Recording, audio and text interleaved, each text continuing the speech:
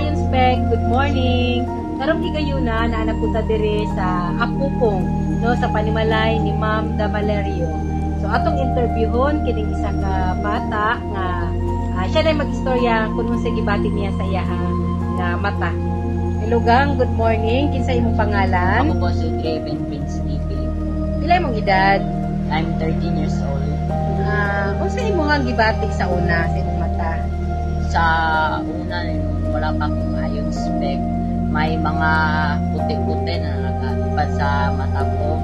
Kala ko normal lang. Ngayon, may ayon spec na ako na nag-arang-arang ng mga nagalupad sa tunga sa mata na ako. Ilang kaadlaw ka nagamit gani? Wala po ka. Doha pa siya kaadlaw. Sa pagganit imong gibati, katong wala pa kay ayon spec, pag pagganit ka o cellphone. Nang nagkatulang kong mata, pas kung katulon ako, magluwa siya. Karon, kumusta siya?